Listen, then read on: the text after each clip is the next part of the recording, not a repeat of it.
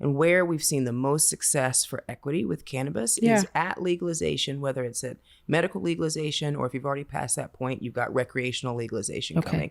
At one of those two moments, what you want to do is get part of those cannabis taxes dedicated to reparations. Privilege is all around you. It's useless until you recognize it. So it's time to stop feeling guilty and figure out how to use your privilege to make an impact. I'm Amber Cabral, and this is Guilty Privilege. Welcome to another episode of Guilty Privilege. Today, I had the privilege of talking to Jeannette Ward. She is the CEO of NuProject.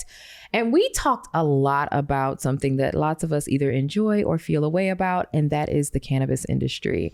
So whether you care about the cannabis industry or not, in this episode, you will learn why you should and some of the inequities that matter to how all of us experience our day to day. Thank you for joining me, Jeannette. Thanks for having me. Hey, Jeannette. Hi, Amber. I am so happy you're here. Thank you for having me. So let me tell you why I'm happy you're here. I think that the conversation that we are going to have is a conversation that people are nervous about. I think that we are in a place in this country where any discussion about cannabis can go one of two ways. People get really excited or they clam up. And I think that we are also in a place where the discussion about how we impact businesses financially is a very present one, but sometimes we get a little dicey when it's about a thing that has been previously told to us to be bad. And so I'm happy to have you here because I know that you're going to bring some light to a conversation that for many people might be a little uncomfortable. So maybe they'll open their minds a bit after we're done. Great. Yeah. Let's have that conversation. Exactly. So let's start first by, can you just tell me what you do, who you are and what you do? Yeah. So I'm running a nonprofit called NuProject, and we provide financial assistance, mainly grants and loans to Black, brown, female-owned cannabis businesses. So businesses operating in the legal cannabis industry. How can I get a little backstory about how you came to operate in the cannabis industry? And then I wanted to ask you about how you decided to serve who you're serving. Yeah. Okay, good. That's good. So let's start with the cannabis industry. So I got there first coming from Coca-Cola, UPS, Home Depot. I had a corporate career that, sometimes I think I was crazy to leave it, but I did. And I left because I really wanted to kind of run my own marketing shop, run my own communications department, and going to this smaller company was going to give me the opportunity to do that. It just so happened to be a cannabis company. Okay. I also left because that cannabis company was being run by my cousin. Okay. I wanted to make an impact that didn't just, line Warren Buffett's pockets, the primary shareholder of Coca-Cola. I wanted to make an impact that would matter to someone I cared about. So I went to work essentially for her and her company, and it was a technology company serving the cannabis industry, and eventually we took it public. It was a pretty exciting little ride, and it introduced me to the cannabis industry. Okay.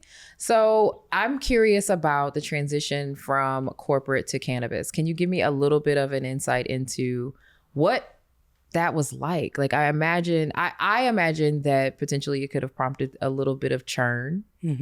I'm just curious, what was your experience in making that decision? Yeah. So it was really thinking about my values and what I cared about and how I wanted to spend my time. And again, thinking about what could I do to kind of serve this small business and this woman-owned company versus working for the machine that is a company like Coca-Cola. So that was part of it. And I really wasn't thinking about cannabis in any way other than adults should be able to do what adults want to do. Correct.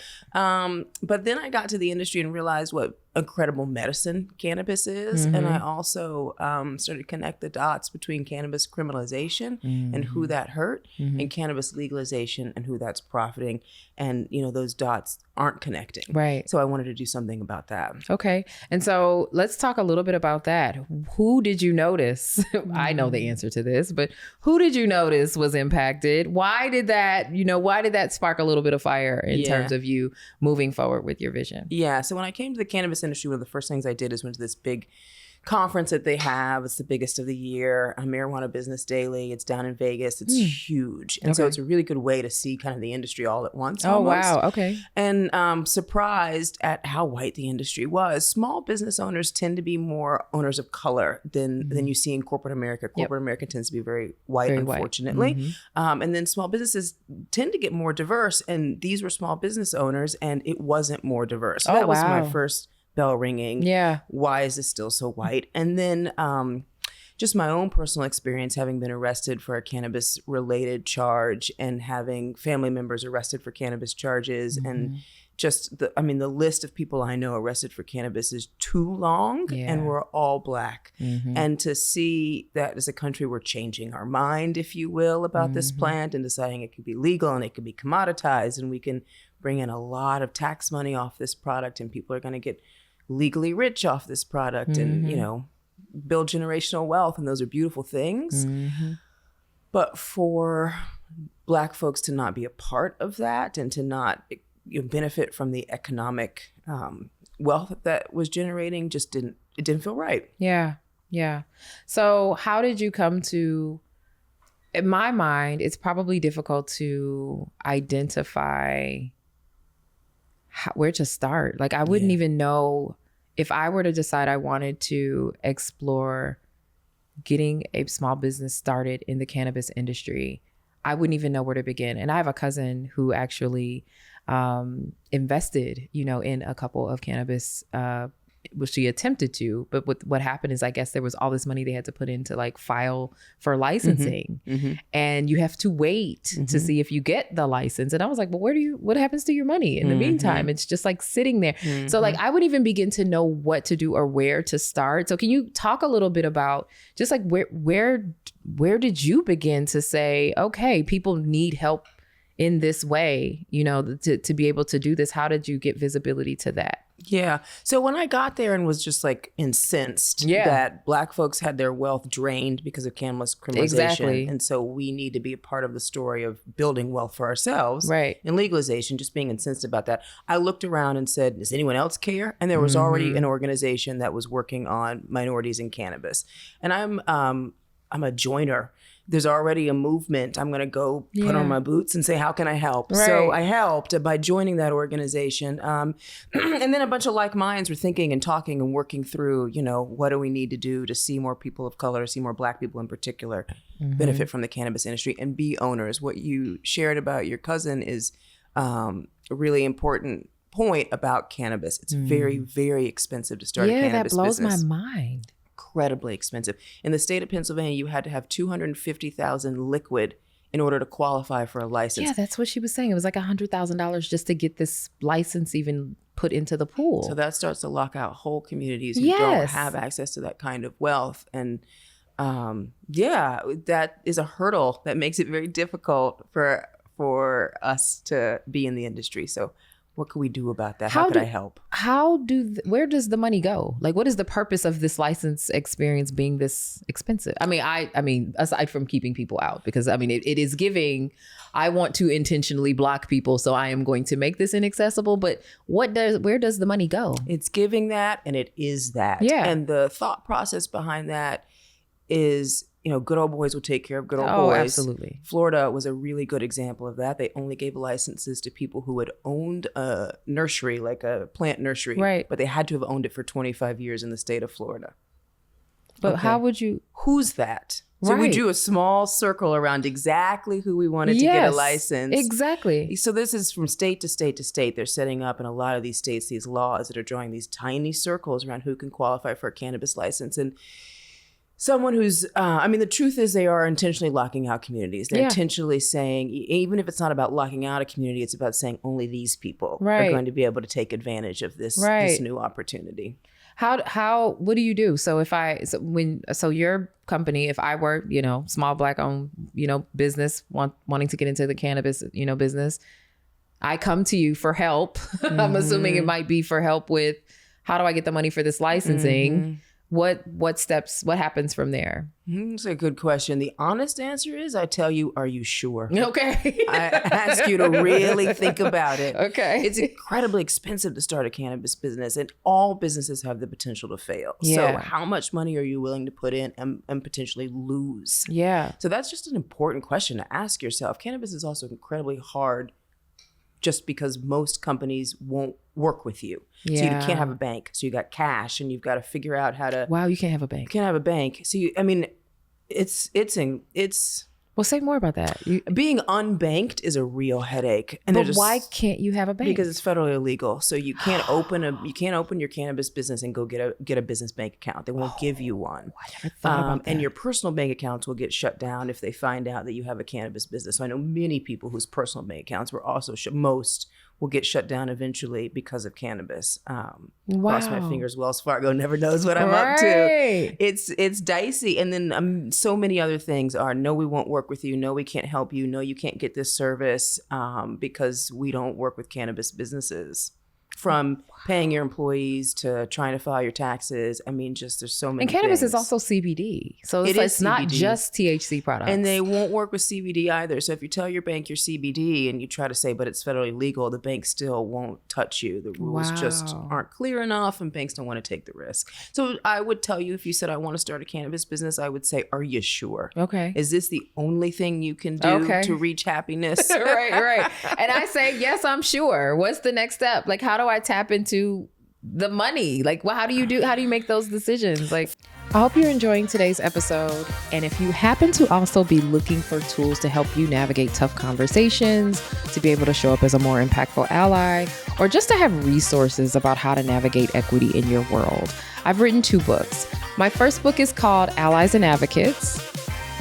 And this book is really focused on helping you show up as a more impactful ally. It has actual tactics and tips and things that you can practice to help you get there, both for yourself and for others. My second book is called Say More About That. Now, Say More About That is more about helping you to speak up, to push back, to challenge, to be able to have those conversations that sometimes get a little bit difficult. And in fact, I've given you actual scripts to help you to be able to do that. So if you're interested in just having a few extra resources in your pocket to be able to help you to navigate any of those things, you can go pick up those books anywhere where you buy books, or you can pop down into the show notes and click the links and buy them there. Back to the episode. First thing I would tell you to do is move to a state where it's cheaper to start. Okay. So you're not going to start in Florida. You're not going to start in Pennsylvania. You're probably not going to start in New York. Okay. You're going to move to Oregon or Arizona or New Mexico. You're going to start in a state where it's cheaper to get started. Okay. I would also tell you to go to a new state where they're just handing out licenses, like Alabama or Louisiana, so that you can get in when it's still new, when the big money hasn't quite showed up yet. Okay. And as many numbers as they will as the market matures. So, you've got to be willing to go all in, because it's not like a barbershop. I can't just start it in my city. Yeah. It's got to be legal in your city and in your county and in your state. And you want to find a place where they're not going to say you need $100,000 sitting in the bank. So where is it cheaper to start a business, and where are the regulations cheaper? So I would tell you, let's start the research and figure out where you can afford to start it, and then how much money you're going to fundraise to get there. So I can fundraise, but how do you fundraise? Because websites usually put the funds in a bank. Right. How do you fundraise? Also, if I'm using, I don't know, like a fundraising site that may also say you can't. You won't be able to use a fundraising site. Okay, you can't use a fundraising site. Okay. No, you're going to have to find an investor who invests in cannabis. You guys had Savitri Wilson on, who was talking about, making sure an investor is deploying capital at this time, and is invested in a business like yours. So you're going to want to do the same. Who invests in cannabis? And then go find them and do the same hard work that everyone else has to do to get funding. Wow. Yeah. I have a very good friend who started a tea company, CBD. Amazing product. And now that you're saying it, I remember her saying that she kept I asked, what happened? Why haven't, what's up with the website? She was like, we can't find anybody that will process payments for us. No. No. And that's what it is. Yeah. Wow. It's just, it's painful. So the federally illegal thing is a huge obstacle, even though it's legal statewide. Huge. That's insane. Massive.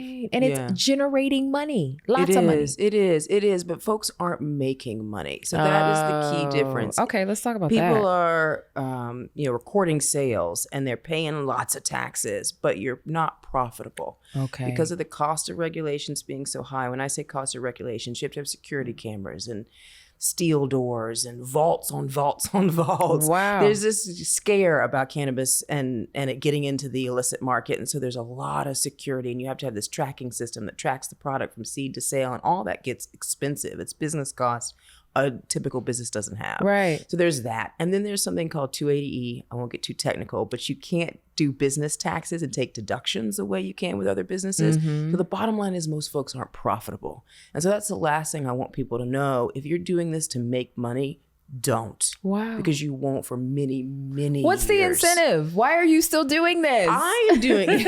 Please tell me. Why am I doing it? I am doing it because the work that I'm doing in cannabis is allowing me. I would never be able to do loans, I don't think, if I weren't doing cannabis loans. The lending industry would be probably pretty difficult for me to break into. Okay. No finance background. Right. Needless to say, no lending, no banking background. Right. So where can I do loans? Cannabis. And I'm only doing them because that's what the entrepreneurs need. What did Black people need to start businesses? They needed money. Yeah. So I kind of got there by this is the solution. Yeah. And then I'm still doing it because I'm learning about how to do loans outside of the traditional framework that relies on you to have collateral and a credit score. We've learned, Bernice King called it junk science. We've learned that credit scores are junk science that are, again, about locking people out of getting access to capital. So I'm working on what do loans look like when we're doing our underwriting and our evaluating based on character, based on future business projections, not based on your credit score or how much cash you can already bring to the table. And that is the work I think is really important that we're doing. Yeah. Eventually, any bank on the corner will lend to a cannabis business, but what banks aren't figuring out is how to lend to Black people, how to lend to women. Absolutely. And that's what we're working on. Okay, so you're almost like, you're doing the work that you're doing now for the moment, but also for the moment that's to come. Absolutely. Right? Because with awareness that as each state kind of comes up with their version of decriminalization or, deciding to legalize, we are kind of seeing these expansion. We'll get to federal legalization one day. Yeah. How close do you think we are to that, if you were guessing? I think Biden's going to reschedule. So there's talk that Biden's going to reschedule, which is going to mean that cannabis is going to look like a pharmaceutical. Okay. It'll be allowable for folks. The hurdles will actually get higher because the DEA will say this is what it takes to manufacture essentially this pharmaceutical grade product. Okay. So that's not great for a small business owner, but it does mean federal legalization, which for existing business owners would be very helpful. Okay. If you're trying to enter once the DEA reschedules, I would say as a small business owner, you lost your window. If this is the thing you were dying to do, do it now. Don't wait. Wow. So if this is the thing you are dying to do it now. And also you're going to pay a lot. You are. And you are not going to profit a lot. You're not for a while. Okay. Not for a while. Wow. Okay. So why are people doing it? I don't know. I can't talk them out of it. You can't talk people out of their dreams, I've learned. I mean, one of my questions was going to be, why are there so few Black-owned cannabis businesses? And I'm like, well, you've answered that. Yeah. Like it's cost prohibitive. Yes. It's also incredibly challenging unless you get in a specific location at just the right time. Yeah. You cannot have a bank. No. And yes, you're right. Being unbanked is, deteriorating, right? I mean, wow, you've dropped a lot on me in a very, very quick succession. I'm processing. So I'm in Vegas, cannabis is legal. I go and, I pop over to Planet 13 and I pick me up a couple, familiar things. I'm gonna get some CBD edibles for sleep. I'm gonna maybe get me, I don't know, a soda of some kind and share with some friends before we go to a concert or something, right? And when I'm doing that, I am literally oh man, I have so many questions. It's like I can branch this in 3 different directions. So when I'm doing that, I'm literally putting myself in a position where I'm doing something that is federally illegal, but is legal in the state, and I am likely engaging with a business that is unbanked. Yeah, they might have a local credit union. They might. Okay, so a local I was like, how? I mean, people carry around cash. They have cash in safes. They pay. They take bags of cash to pay their rent. I mean, that is happening. Yeah. But then if you get lucky, you might get a local credit union that'll take you. So that may explain. I know that when you go to places like that, they do this weird thing where it's like they round it up and they give you like some change back. Is that because of that? If they run your credit card, it's because they're really running an ATM transaction. They're not actually doing a credit card charge. So it has to be a round number or something. That explains so many things. Okay, so just curious, in the circumstance that, we see all of the, the federal legalization take place, the folks that are in position that you've, helped secure funds to be, able to run their businesses. What are the profit predictions? Like, I mean, are there any? Like, I'm imagining that people are, to your point, kind of trying to get in now for a reason. Yeah. I mean, it will be profitable. Yeah. I mean, it's a business that will be profitable when you can make business deductions, when things, settle out in terms of you get charged now, extra, you get charged double on rent because your cannabis business is federally legal. So those things will all settle and folks will make money. And, most people have an exit plan with their business, and most people's exit plan is to build a brand they can sell, making an assumption that, companies will just buy the brands, and you build yourself a beautiful brand with a following, and you'll get bought and you'll be able to exit that way. Yeah. That's what most people hope. So you talked a little bit about having seen in your own experience as well of, seeing people impacted by cannabis and seeing, criminalization. And so I would love to hear a little bit about, how you see maybe some of that shift. Have you seen some of that shift? I know there's been a lot of conversation about people being released from certain charges in certain places. And I you and I have had a little bit of conversation about you saying like, I would prefer to help the people that were impacted. Can you talk a little bit about like some of the shift that maybe you have seen in the time that we're in this, I don't know, awkward, it's legal, but it's not phase?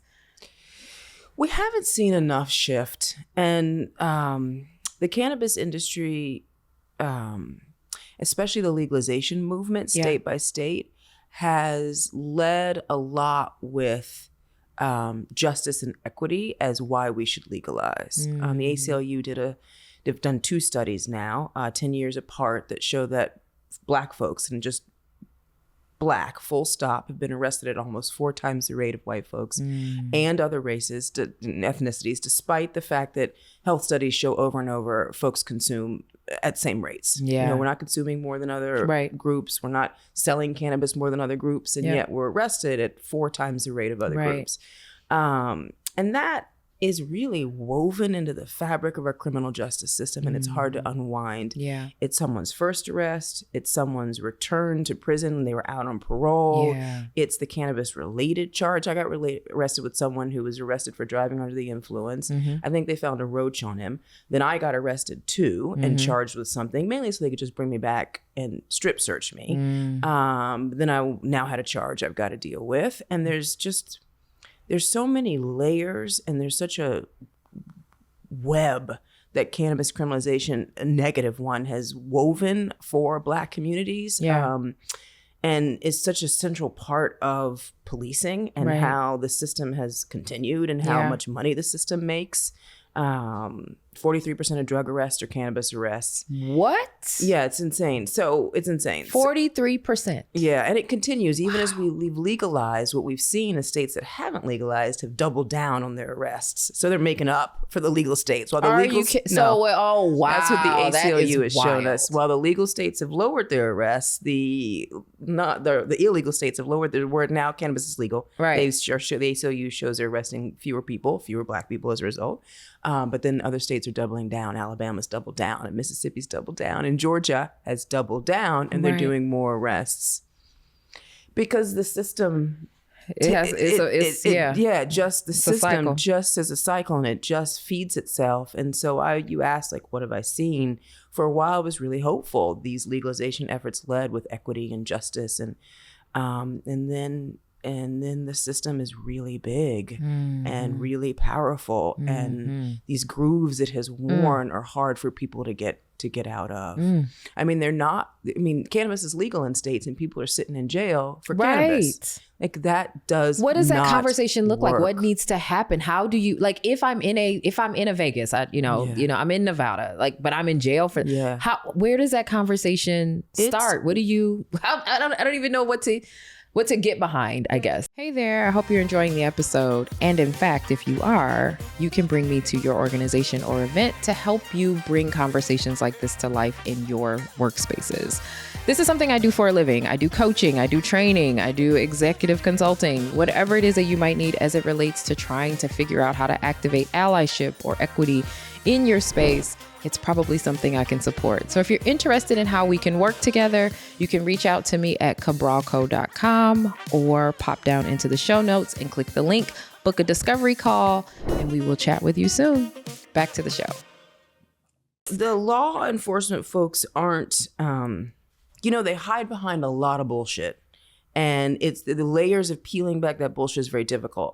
It's about data, and it's about being able to identify who should be free and who isn't. And it's about victims restitution, and we might have to follow up with victims. And there's always something. And lobbying just becomes very hard and very difficult to change a system that really, really relies on cannabis arrests. Right. In a big way to work. I mean, really relies on it. Breonna Taylor, there was marijuana on their search warrant. Yep. And that was part of the war on drugs. There's no knock search warrants was one of the tactics of the war on drugs. I mean, it's dismantling the work that the war on drugs did is really big. Yeah. And, for a second there, I thought we might get somewhere with defunding the police, but it went off the rails really fast. Yeah. So I'm curious, in your opinion or just your recommendation, like if I want to, at this point, if I am consuming, I feel like I need to be very thoughtful about where I buy, right? Because I imagine like supporting a, Black owned cannabis place is important, and, that would help perhaps at least have people survive while we're waiting on this legalization to happen. Buy Black. Yeah. But in addition to that, like what else could I do to help the movement, to help create the circumstances that, well, first and foremost, help shift the legislation so that like this war on drugs that has a lot of people locked up for things that were not actually, real criminal acts in a lot of ways. What should I be doing with my time, my dollars, whatever? And does it change depending on where I'm at? Yes. If you care about this issue a lot, I would tell you to get involved with MPP, Marijuana Policy Project. Okay. And Students for Sensible Drug Policy. Okay. Those two organizations are in every state. Okay. And the last one is NORML, which is NORML. Okay. But MPP and SSDP are my personal favorites, just in terms of really being focused on racial equity and that being a little bit more honest and authentic to those two orgs. And then go be loud. Not enough Black. It's a luxury to lobby and to be part of the political system. So that for me is something I don't take for granted because it's a lot of time. Yeah. People don't have time to go get involved in politics. Oh yeah.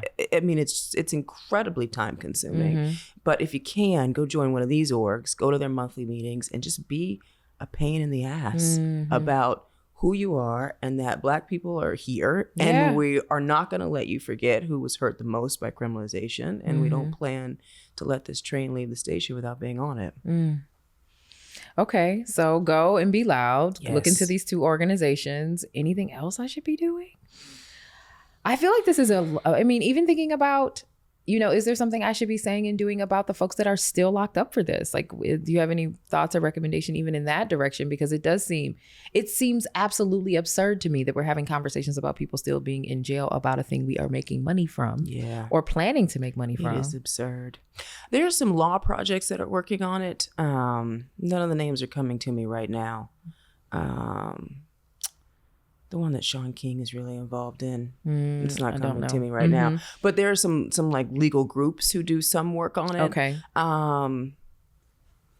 It's not it comes and goes. There'll be moments when it'll be really hot topic, and then there'll be moments when it's not. Okay. Doesn't seem like a hot topic right now. It doesn't. I mean, we've got lots of other inequitable discussions happening because we're at, a war zone happening. We're having conversations about an upcoming election and how that's going to pan out. And I think that we are pretty preoccupied with diversity as a whole at the moment. We are, right. And this is, in fact, a diversity issue. People are attacking diversity right and left, and local people, and Exactly. Yeah. So I think that you're right. It's not something that's prioritized. And I also think if you even pay attention to like some of the things that are going through the Supreme Court right now, like the focus is very clearly on, trying to kind of clamp down who has power, who has a say, who gets access, how we can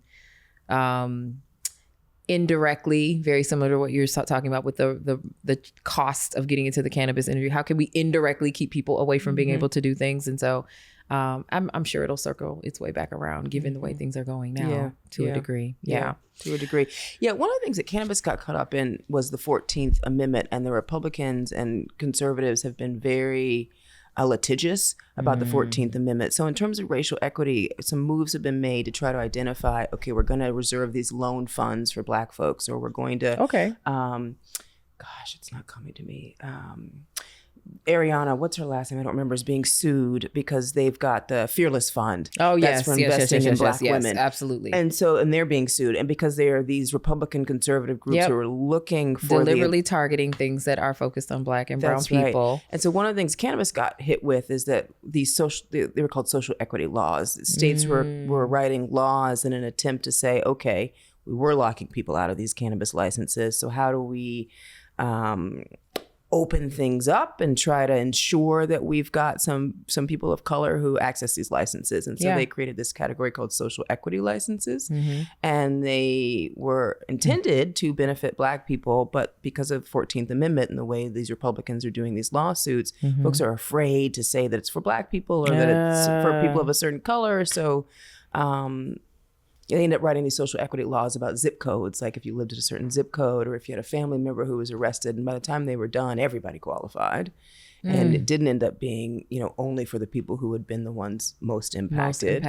And then that also started to make the movement lose steam when, states were unwilling to write these laws because they thought they were going to get sued. And they did get sued. I mean, the lawsuits did happen. And there's a lawsuit in Massachusetts, for example. So there's really a move against DEI and against racial equity overall. And cannabis has been caught up in it. Yeah. I don't think I had an awareness of the degree to which cannabis was caught up in it, but I am, because I work in equity, right? Like that's my job. So I'm seeing it every day. I mean, I have people that reach out to me like, is your job okay? And I'm like, people talking about it. So, it means there's work to be done, so it definitely is. But I definitely hadn't considered, cannabis being caught up in it, even though, obviously I have awareness of just the framing of what has put a lot of people in jail and how that is inequitable, and that, we have definitely not released enough people for us to be able to walk into a store casually and, purchase and consume in several states at this point. But I definitely hadn't even thought about the impact on just the way the legislation is being written and how people get access to funding and all of that. Okay, so this is tough news, Jeannette. Okay, you're giving me some tough news. I really didn't know what I was getting into with this conversation, to be honest. I really wanted to have a conversation specifically about the cannabis industry because I know that it is an equity matter. Yes. And the goal of this podcast is to help people understand that, privilege and equity and all of those things are things that touch your everyday life. And they do touch some topics that we get a little squirrely about. And I like to make sure that people get visibility to that. But I did not expect that you were going to lay this on me this heavy. I know. Okay. So if you had a small bright spot, what would the bright spot be? I'll tell you what it is. So we talked about where money making and where cannabis is making money is for states. Oregon is a state that I just left, so I know their numbers the best. $150 million a year. Give you the annual number in taxes, $150 million, and that's new money. So the industry is legal 7 8 years. $150 million is a lot of money. It is. It's not. It is. State budgets are big. State budgets are big, but $150 million is not to be sneezed at. And so where the bright spot is, and where we've seen the most success for equity with cannabis is at legalization, whether it's at medical legalization or if you've already passed that point, you've got recreational legalization coming. At one of those two moments, what you want to do is get part of those cannabis taxes dedicated to reparations. In Illinois, they flat out called it that. Oh, bless them. I love that. Yes. Other states have been too afraid to name it that. Yeah. But that's what we did in Oregon, is grab some money to say this is for building generational wealth for the communities who are at the bottom of the wealth spectrum, and that is Black people. So again, we're not able to say this for Black people. So we said this is for the communities at the bottom of the wealth spectrum in Oregon.